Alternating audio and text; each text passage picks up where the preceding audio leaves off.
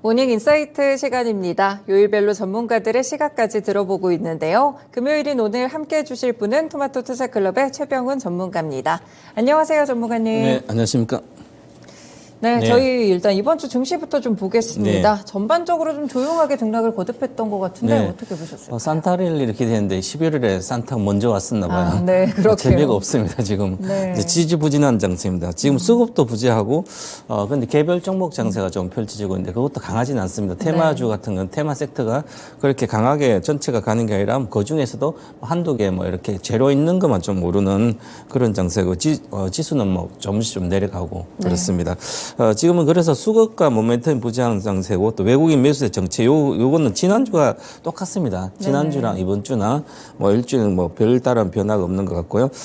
특히 이제 개별 장세라는 건데 SK하이테크놀로지 같으면 예를 들어서 뭐 낙폭 가대인 상태에서 이제 미국 IR 수혜가 되니까 네. 이번에 이제 분리막하고 전해질인데 특히 관심을 받고 있습니다. 그래서 IR 수혜고 이렇게 개별 모멘텀이 있는 상태에서 전체적으로 이제 수요 증가가 기대되거든요. 네. 그럼 분리막은 중국 때문에 상당히 고전했는데요. 유럽에서 경쟁을 계속하니까 그래서 그러면 이제 미국 쪽에 다시 수요가 이제 증가되니까 네. 그쪽에 기대가 돼서 이렇게 수요 증가가 되고 내년에 실적 개선도 예상되니까 또 그리고 쇼커버링도 같이 좀 일어나고 있고요. 그래서 강하듯이 이렇게 개별적인 어떤 장세가 되고 있습니다. 특히 또 제약 바이오가 요즘 이제 좋은데 제가 24년도 유망 산업을 제약 바이오로 선정했거든요. 네. 벼에 산다 수요를 하는데 그때 해드리는 게 이제 보면 미국에서는 일라이 릴리라든지 뭐 이런 게 엄청나게 올라서 올해 70% 올랐는데 사실은 70% 그 전부터 계속 끝없이 올랐거든요. 수년 동안. 그래서 그게 수년 동안 오르면서 이제 비만 시장이 엄청 크거든요. 그래서 2030년대 한 100조 시대가 열린다 뭐 이렇게 얘기를 하고 있습니다. 그러면 우리나라는 이제 비만의 신약 개발 가장 앞서가는 쪽은 이제 한미약품이거든요. 네. 한미약품이 가장 앞서고 있으니까 다양한 파이프라인도 있고 해서 한미약품이 어저께는 급등했습니다. 그래서 이 글로벌 비만 치료제 열풍 속에서 우리나라도 좀 동참한 우리가 한 2, 3년 늦습니다. 이제 미국보다. 그래서 우리는 2026년 말 정도 한미약품이 이제 임상 끝나고 상용화 기대되거든요. 그럼 늦으면 27년도죠. 뭐 성공한다는 전제 조건 하에 그러면 몇 년을 봐야 되기 때문에 그래서 대다수 투자자들 관심이 별로 없다가 지금 이제 제약 바이오가 전체 꿈틀꿈틀거리고 있습니다. 원장이 21년도 고점 지금까지 빠졌거든요. 네. 거의 한 3년 동안 빠져버리니까 그다음에 가격 메리트가 아주 좋은 거거든요. 그래서 시세 형성 원리는 가격이라는 게 가장 중요하거든요. 단순 가격이 쌀 때가 있고 그다음에 가치적으로 쌀 때가 있는데 지금 단순하게 가격적으로 싼 편이거든요. 그리고 제약 바이오 쪽은 대다수 실적이 안 나왔습니다. 그런데 내년부터 또 실적 턴어라운드 되기 때문에 이렇게 특별하게 리스크가 없는 적은 단계, 물려도 손절하지 않을 단계, 가격 메리트 있는 단계에 있는 주식들이 지금 이제 좀 주도를 좀 받고 있고요. 네. 그게 뭐 섹터별로 다 가는 게 아니고 또 몇 개 정도만 이렇게 강한, 즉 이제 쏠림 현상이 많이 완화됐는데 쏠림 현상에 가다 보니까 개인 투자자 자금들이 거의 다 물려 있거든요. 그러니까 자금의 유동성이 떨어지는 거, 또한 이제 긴축도 되고 있으니까 그래서 전체 시장이 이렇게 흘러가고 있다 이렇게 봐야 될 것 같고요. 코스닥 지수도 지금 11월 30일 831포인트, 11월 30일 날 강했는데 코스피 코스닥 그때 윈도우 드레스 있었던 걸 보여요. 네.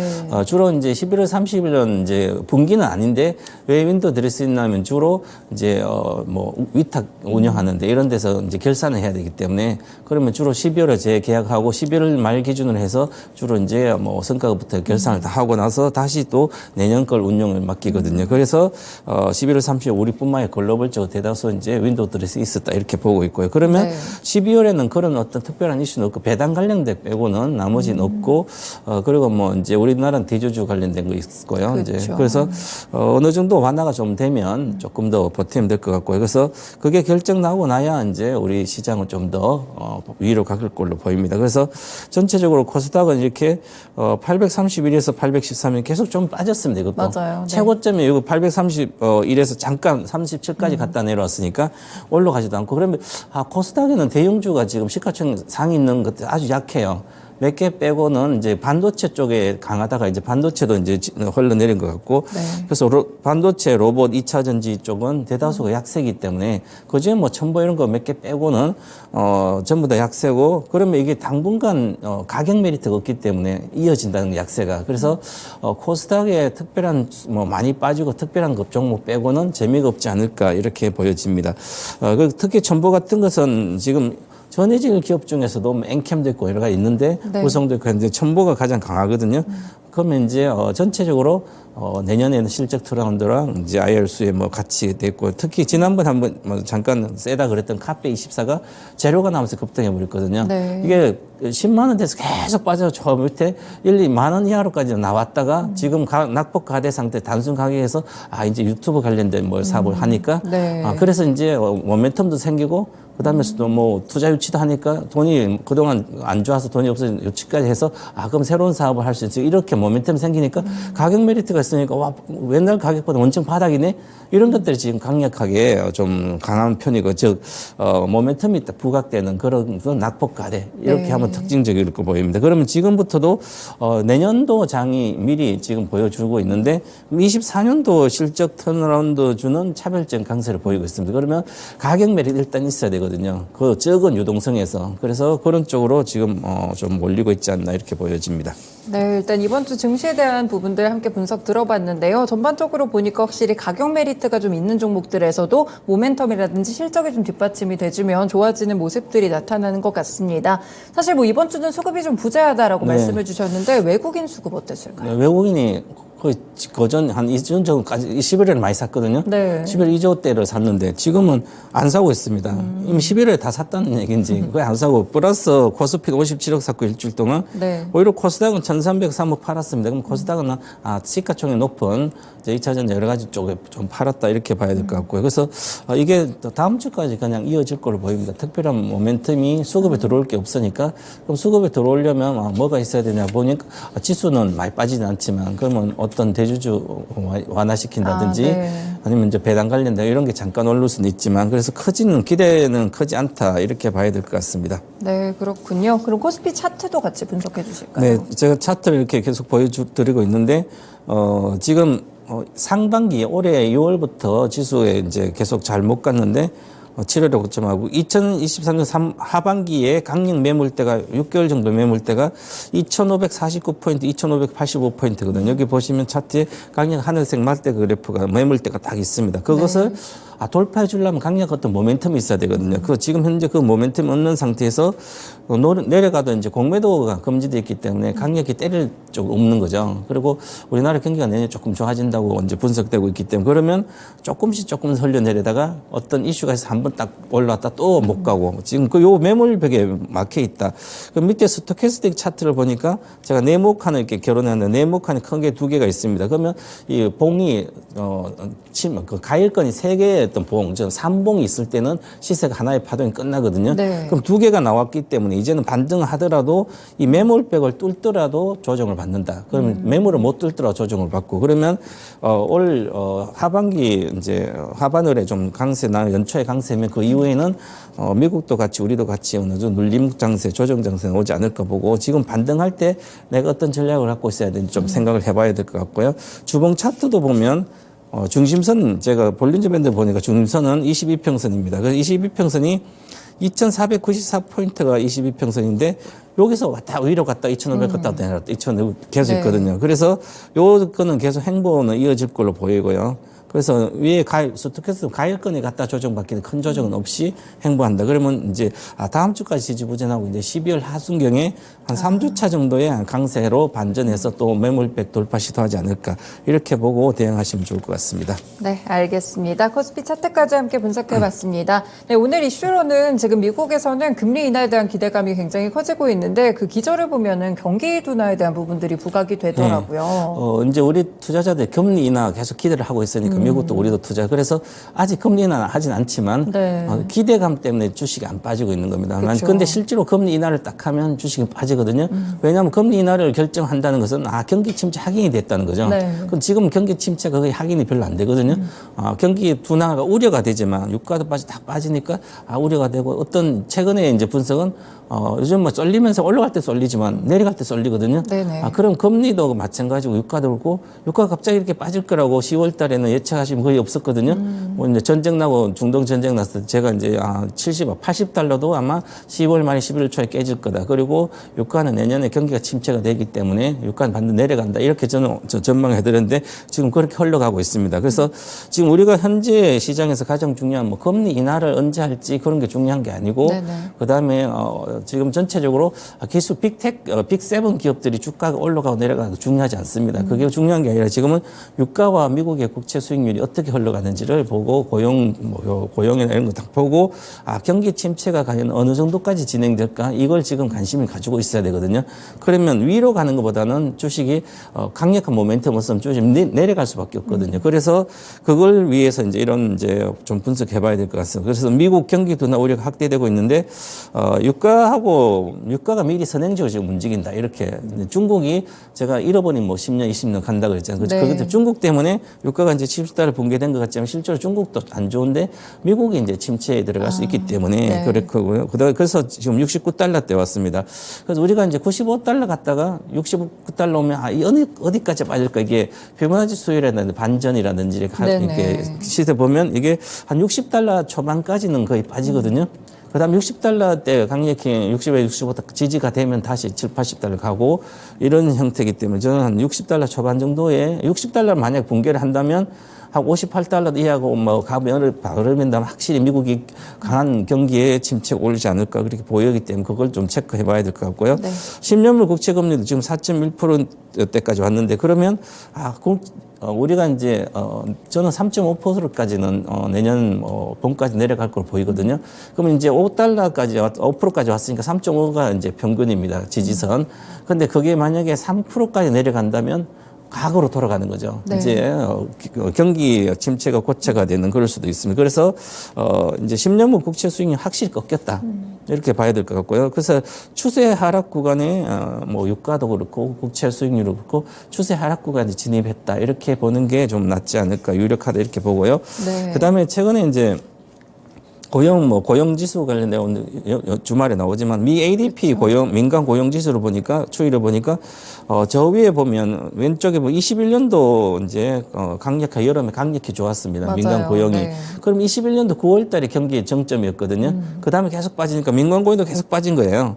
계속 빠지다가 최근 들어서는 민간 고용이 이제 수정치 했는데 10만 6천인데 10만 3천 명 나왔으니까 수정치보다 약하게 나오고 원래 기대치는 13만 명입니다. 네. 13만 3만 명 줄었다는 것은 한 20% 줄은 거네 예상치보다. 그렇죠. 강력히 빠진 거죠 생각보다. 그래서 이게 21년도 3월 이후에 최저치라니까 경기가 21년도 상반기 좋았으니까 그때부터 최저치니까 이제 그 전에는 별로 안 좋았어요. 코로나 때문에. 그럼 코로나 때도 안 좋아. 그 정도까지 내려온 거예요 민간 고용이. 그러면 민간 고용 이 정도 빠르게 내려왔으니까 그러면 민간인들이 고용이 내려왔으니까 이제 결국은 민간인도 실물 경기에 부담을 느끼는 거죠. 금리도 높아져 있지. 네. 그래서 정부의 FDA 생각하는 아직 경기가 탄탄하다 보다도 실제 현장에서는 고용을 적게 하니까 경기가 빠르게 둔화가 되고 있다. 이렇게 네. 파악해야 될 것 같습니다. 그다음에 원유량 보시면 미국 이제 아까 이제 유가가 이렇게 빠지는 이유가 여러 네네. 가지가 있는데 보면 오펙 플러스 말고 나머지 그 외 지역에서 생산량이 늘거든요. 그럼 오펙 플러스 감산하는 게 효과가 별로 없는 게 바로 미국의 원유 생산량을 보니까 추세적으로 지금 생산 사상 최고치를 경신하고 있고 그다음에 중국 경기 둔화가 된다도 회복이 잘 안 되고 있고 회복도 불투명하죠. 그러니까 중국도 수요가 좀 불투명하니까 증가가 불투명한 상태. 미국의 생산량이 증가되니까 오펙이 감산하더라도 그에 대한 효과가 이제 없는 거죠. 오히려 내려가고 있습니다. 그래서 미국 경기 둔화 우려와 미국 원유 공급 증가가 맞물려 가지고 이게 이제 전체적으로 보면 유가를 추세 하락 구간에 들어가게 만든 거죠. 그래서 네. 이것은 그걸 크게 보면 유가는 이제 경기의 선행 지표라고 할 수 있기 때문에 이제 올해 또 엘니뇨에서는 생각보다 난방 수요가 그렇게 크지 않거든요. 네네. 그럼 여기저기 맞춰서 벌써 내년 3월까지 난방 수요 거의 다 재고를 확보해 놓은 상태에서 이렇게 전체 경기 침체다 우려도 있으니까 유가가 올라가기는 쉽지 않다. 그래서 비용 측면에서 저는 이제 올해는 우리나라 대기업들이 이제 환율 측면에서 하면서 순이익이 증가가 좀 많이 됐는데 영업이익보다는 내년에는 순이익보다는 원화가 강세가 되니까 순이익보다 영업이익이 이제 증가되는 이제 유가다른 이렇게 주변적인 비용이 적게 들어가서 그래서 내년에는 기업들이 영업이익이 증가되는 그런 구조로 가지 않을까 이렇게 보여집니다. 네, 미국의 경기 둔화에 대한 부분들까지 함께 전망들 짚어드렸고요. 그러면 오늘 포함해서 다음 주까지 투자 전략은 어떻게 잡을까요? 네, 다음 주에 가장 중요한 게 미국의 경제 지표가 여러 개 있습니다. 네. 경제 지표, 뭐 국제유가 금리 흐름을 지표가 발표해서 좀 체크를 해봐야 되는데 8일날 CPI, 8일날 고용보고서 주말에 그다음에 CPI는 12일날 현지 시간으로 FOMC는 13일 이렇게 세 개 CPI, FOMC가 가장 중요한 고용보고서 이 세 개가 네. 있으니까 이걸 보고 투자를 결정한 게 좀 더 뭐 단기 매매도 나을 것 같고요. 전체 흐름도 전략을 짤 때 이 세 개를 좀 보고 해야 될 것 같습니다. 그래서 전체적으로 보면 내년에는 지금은 이제 새로운 내년을 앞두고 있기 때문에 낙폭 과대 종목 중에서 실적 개선되는 주식 최근에 움직임이 강한 움직임 그런 몇 개들이 있습니다. 그것처럼 그래서 제약 바이오 쪽이나 인터넷 게임 쪽이나 아니면 2차 전지 쪽에서 양극재를 또 뭐 괜찮겠지만 그래도 시세가 크지는 않을 거 보이고 그러면 나머지 분리막 전해질 뭐 원극재 이런 쪽은 가격 메리트가 2년 전부터 조정을 받았기 때문에 실적 둔화를 이제는 반전하지 않을까 이렇게 이쪽으로 봐야 되지 않을까 보여집니다. 네, 그러면 유망 종목도 한 가지 꼽아주시죠. 네, 대형주가 지수가 안 가면 못 가거든요. 그래도 네. 내년을 보면 좀 더 나아지니까 경기가 좋아진다니까 대형주 중에 삼성전기를 가져왔습니다. 아, 네. 이 삼성전기는 이제 삼성전자 후자처럼 삼성전자에 관련된 실적에 직접적으로 영향이 있습니다. 그래서 적정 세람 콘덴 MLCC 사업부랑 반도체 기판 사업, 카메라 모듈 사업 이 세 개거든요. 그러니까 카메라 모듈 사업이 잘 안 됐어요. 이제 핸드폰이 많이 안 팔리니까. 근데 이제 삼성의 핸드폰이 내년에 온 디바이스 하니까 결국은 올해보다는 저는 뭐 평균적으로 예상은 2, 3%인데 증가율이 저는 한 10% 두 자릿수 이상 나올 걸로 보입니다. 그러면 삼성전기가 직접적인 수혜가 될 것 같고요. 네. 그래서 실제로 이제 온 디바이스 관련된 대형주 중에 수혜주는 삼성전기다 이렇게 보고 투자하면 좋을 것 같습니다. 네. 그래서 저는 이제 전체적으로 보면 뭐 월봉 차트로 보면 20년도 4월 정도의 주가가 현재 주가입니다. 그럼 20년 4월부터 이 삼성전기가 쭉 해서 20만 대 갔거든요. 네. 그래서 지금부터 이제 눌림목 구간이 좀 매수하면 좋을 거고 눌림목 구간 13만 7천 원 매수 가격이고요. 네. 목표가 단기적으로는 이제 한 몇 개월 동안 17만 5천 원, 손절가 13만 원. 이제 이 IT는 손절가를 좀 낮게 잡아서 네. 팔았다 다시 사더라도 그렇게 해야 될 걸로 보입니다. 경기가 좋으면 좀 수혜가 되지 않을까 이렇게 보여집니다. 네, 알겠습니다. 삼성전기에 대해서 또 주유망 종목으로 추천해 주셨고요. 매수가 13만 7천 원, 손절가 짧게 13만 원, 목표가 17만 5천 원 보시면 되겠습니다. 마지막으로 또 투자 전략에 대한 코멘트 한마디 주시죠. 네, 우리 투자자들이 10년을 주식해도 돈을 못 벌거든요. 샀다가 벌었다 내려가서. 그러면 결국 폭락했을 때 다 잃어버려요. 네. 그게 복리 투자를 안 해서 그렇거든요. 그래서 큰 돈 버는 비법은 복리 투자입니다. 그래서 이 복리 투자 비법을 반드시 배워서 실천하시기 바라겠습니다. 네, 복리 투자에 대한 중요성을 함께 강조해 주셨습니다. 전문가님 오늘 말씀 고맙습니다. 네, 감사합니다. 네, 올해 폐장까지 이제 한 3주 정도 남았네요. 일단 최근에 개별 종목 장세가 좀 지속되고 있는데요. 오늘도 다음 주까지 투자 전략 잘 짜가지고 다음 주에 중요한 경제 지표들이나 발표가 많습니다. 기대해 보시면서 잘 이 수익 챙겨가시면 좋을 것 같습니다. 지금까지 다양한 투자 판단에 도움이 되는 말씀들 함께 전해드렸는데요. 특정 종목의 상승 하락을 보장하지는 않습니다. 네, 모닝쇼 마치겠습니다. 오늘 하루 성공 투자하시길 바라겠습니다. 고맙습니다.